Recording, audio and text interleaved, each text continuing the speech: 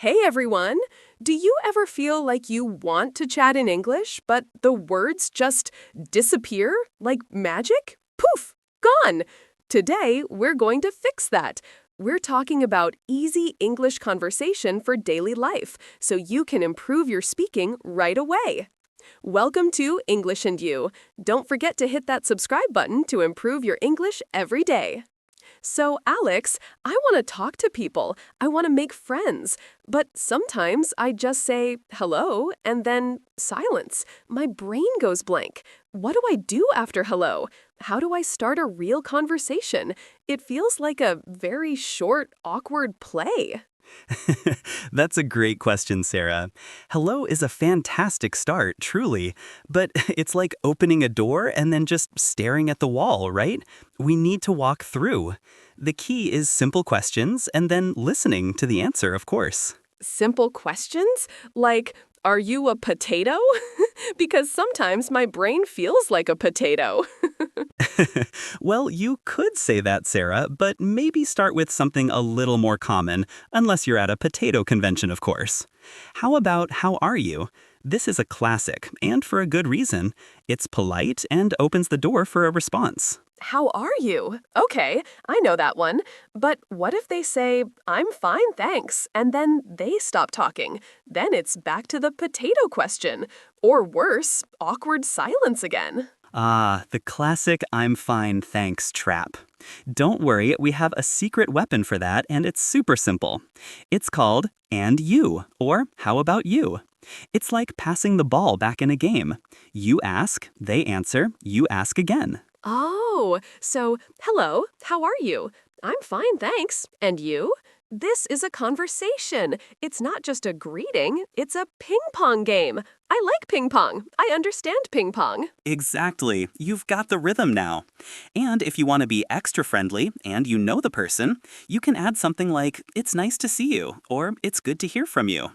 These phrases show you're happy to talk to them. What if I don't know them? What if it's someone new? Can I still say, it's nice to see you? Or will they think I'm a bit strange, like I know them from another life? Well, you can, but it might make them wonder if they've forgotten you. For new people, stick to nice to meet you. It's polite, clear, and perfect for a first introduction. Okay, nice to meet you. Got it. So, hello, nice to meet you. How are you? Then they say, I'm fine, thanks. And you? And I say, I'm good, thanks. Whew, we did it. A whole conversation. You absolutely did. And if you want to be really funny, Sarah, you could say, nice to meet you, but I prefer cats. Oh, can I? Can I say that? You can say that, Sarah, but maybe save it for your second or third conversation with them. For the first one, let's keep it simple and friendly. We don't want to scare them away too quickly, do we? Good point. No cat talk on the first meeting. Okay, so greetings, check. Now, what if I need to ask for something? Like, I'm lost, or I want to know where the giant purple dinosaur statue is. Very important questions. A very important question indeed, Sarah. For asking where, we use where is, or even better, excuse me, where is. The excuse me part is very important. It's like a polite knock on a door, saying, hey, I need your attention for a moment, please. So, excuse me, where is the bathroom? Not, hey, bathroom, now, Mimes shouting, because that might not work so well. Precisely. That might get you some strange looks. And if you're looking for something specific, you can add the before it. For example, excuse me, where is the post office? Or, excuse me, where is the nearest cafe? We use the when we're talking about a specific place or thing. What if I'm looking for my brain? Can I say, excuse me, where is my brain? Because sometimes I lose it, especially on Mondays. You can, but most people won't know the answer to that one. For things you can point to or find, like a building or a place, where is works perfectly. And if you don't understand the directions someone gives you, it's totally okay to say, could you repeat that please? Or can you say that again? Don't pretend you understand. Oh, that's good. Because sometimes people speak English so fast it sounds like a squirrel talking. Very fast, very confusing. And I just stand there, nodding like a bobblehead toy. It can be, so don't be afraid to ask them to slow down or repeat. You can say, "Could you speak a little slower, please?" Or, "Could you say that again, please?" It's much better to ask than to get lost or go to the wrong place. And if I still don't understand, after they slow down and repeat, can I just nod and pretend? Is that good for conversation? Because I feel embarrassed to ask again. Well, Sarah, it's very polite to nod, but it might lead to you ending up at the giant purple dinosaur when you actually wanted the bus stop. It's always better to ask for clarification, even if you feel a little shy. You can even say, "Sorry, I still don't understand. Could you show me on a map, or could you point?" Most people are happy to help. They know you're learning. Okay. No bobblehead nodding to the wrong dinosaur. I will ask. What about asking for things in a shop? Like, I want to buy a very fluffy pink hat. How do I ask for it? Excellent question. When you're in a shop, you can use "can I have" or "I'd like," followed by the item. For example, "Can I have this fluffy pink hat, please?" Or "I'd like a coffee, please." The "please" is, of course, very important. So, can I have a giant chocolate cake, please? Even if it's just for me? Absolutely. You can ask for anything you want, Sarah. And then the shop assistant might say, "How much is it?" Or "That will be," or "Is that all?" Oh, how much is it? That's a good one. I need to know that because sometimes things are very expensive, and I want to know before I say yes. Exactly. So "how much is it" is perfect. Or if you're pointing at something, you can say, "How much is this?" And if you're buying a few things, you can ask, "How much is everything?" Or "What's the total?" So, can I have this fluffy pink hat, please? How much is it? And they say, "It's $20. And I say, oh, wow, that's a very fluffy hat.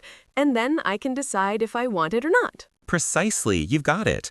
And if you decide not to buy it, you can simply say, "Thank you anyway," or "I'll think about it." No need to feel awkward.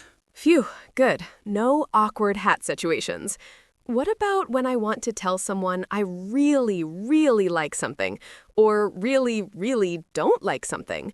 Like, I really like pizza, but I really don't like broccoli that looks like tiny trees. The important things in life, Sarah: pizza and broccoli.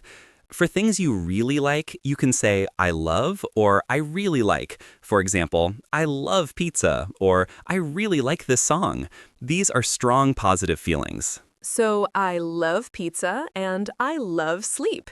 Can I say I love my cat even though she judges me? Absolutely. Love is perfect for strong positive feelings, whether it's for food, activities, people, or even judgmental cats. And for things you don't like, you can say "I don't like" or "I dislike." "I don't like" is very common and clear. So I don't like tiny tree broccoli, or I dislike mornings before coffee. Perfect. You're expressing your preferences clearly. And if you really don't like something, you can even say "I hate." But be careful with hate, Sarah. It's a very strong word. We usually save it for things like, well, maybe really bad traffic, or when your internet stops working right before a big meeting, or maybe Mondays. So I hate Mondays is okay? Because many people hate Mondays. It's a universal feeling. Yes, "I hate Mondays" is a classic. It's a common shared feeling, so it's often used with a bit of humor. But maybe don't tell your new friend, "I hate your new hat," unless you want a very short conversation. Oh, good point. So I don't like your hat, or your hat is interesting? Your hat is very diplomatic, Sarah. It's a good way to be polite when you don't want to say something negative directly. Or you can just say, "It's nice," and change the subject. A little white lie is sometimes okay for politeness. Okay, I will remember the interesting hat phrase. It's a useful phrase, I think. What about when I want to make a simple request, like, can you pass the salt, or could you help me? Great question. For simple requests, "can you" or "could you" are your best friends. Could you is a little more polite than can you. So, could you pass the salt, please? Or could you help me with this box? Remember that please at the end. It makes everything sound much friendlier. So if I say pass the salt, it's a bit bossy, like I'm the salt queen. Exactly. Pass the salt is an order. Could you pass the salt, please? Is a polite request. It's a small difference in words, but a big difference in how people feel. It's about respect. Okay, so could you help me, please? What if I need someone to open a jar for me? Because sometimes jars are very strong, like they are holding secrets. Those stubborn jars. You can say, could you help me open this jar, please? Or even, could you open this for me, please? It's perfectly fine to ask for help with something like that. And what if they say no? Pretends to be sad. Most people will be happy to help Sarah, and if they can't, they'll usually say, sorry, I can't, or I'm busy right now. It's not a personal rejection, just a fact. But don't be afraid to ask. Okay, I will be brave and ask for help with jars. What about saying sorry and thank you? These seem very important. They are extremely important, Sarah. Thank you is one of the first things you learn in any language, and for good reason. It shows appreciation. Always say thank you when someone helps you, gives you something, or even just listens. So, thank you for helping me with the jar. Thank you for listening to my potato brain problems. Exactly. And for sorry, we use it when we make a mistake, or when we bump into someone, or when we need to interrupt. Sorry, or I'm sorry. So, if I accidentally step on someone's foot, I say, sorry, not, oops, your foot was in my way. Definitely not the second one. Sorry is polite and acknowledges your mistake. And if it's a bigger mistake, you can say, I'm so sorry, or my apologies. And when someone says thank you to me, what do I say back? Is it just silence? Another great point. When someone says thank you, you can say, you're welcome, or no problem, or my pleasure. You're welcome is the most common and always appropriate. You're welcome. Okay, so thank you for the fluffy pink hat. You're welcome. It's like a little dance of politeness. It is a dance, a very important dance in conversation. Now, let's talk about small talk. This is where many people get stuck. What do you talk about when you don't have a specific thing to ask for? Yes, this is my biggest problem. After how are you, my brain goes back to potato mode. What do people talk about? The weather? Is that boring? The weather, Sarah, is a classic for a reason.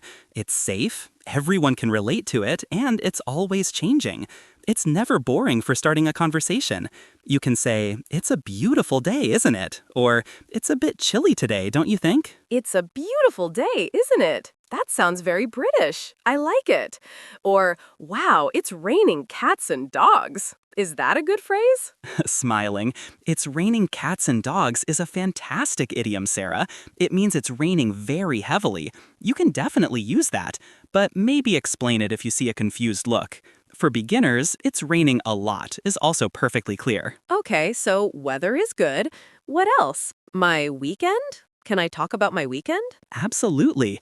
Asking about someone's weekend is a very common and friendly topic. You can say, what are you doing this weekend? Or how was your weekend, if it's already passed? So, how was your weekend? And if they say, it was good, then I can say, oh, nice. What did you do? This is getting easier. It's like building blocks. Exactly, and you can share a little bit about your weekend too. My weekend was good. I went to the park, or I relaxed at home and watched movies. Keep it simple and light. What if my weekend was very boring? Like I just sat on the sofa and ate all the snacks. Do I have to tell them that? You don't have to share every detail, Sarah. You can just say, it was relaxing, or I had a quiet weekend. Or, if you want to be funny, I had a very important meeting with my sofa and a bag of chips. I like that one. Important meeting with my sofa. I will use that. So we've started conversations, we've asked for things, we've shared likes and dislikes.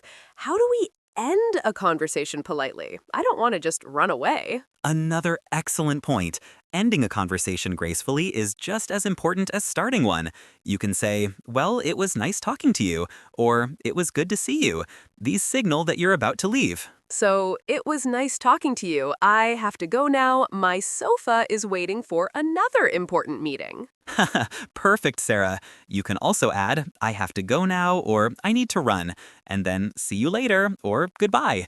These are friendly ways to exit. See you later is good for friends, right? Not for someone I just met. That's right. See you later is usually for people you expect to see again soon. For someone you just met, it was nice meeting you, and goodbye are more appropriate. Okay, so it was nice meeting you, Alex. Thank you for all these amazing tips. I feel like I can talk to anyone now. Maybe even a giant purple dinosaur. You're very welcome, Sarah. I have no doubt you'll be chatting away in English in no time. Just remember to start simple, ask questions, listen, and don't be afraid to make a few funny mistakes along the way. That's how we learn. I will. I will practice my interesting hat phrase and my important sofa meeting. Thank you, Alex. My pleasure, Sarah. Wow, that was so helpful. I feel much more confident now about having easy English conversations in daily life. Remember, practice makes perfect, so try out these phrases today. And don't forget to keep listening to English and You. Yes, and if you enjoyed this episode, please hit that like button, subscribe for more English lessons, and share this podcast with your friends who are also learning English. We love hearing from you, so leave a comment and tell us what you'd like to learn next. Thanks for joining us, and we'll see you next time on English and You. Goodbye, everyone. Bye!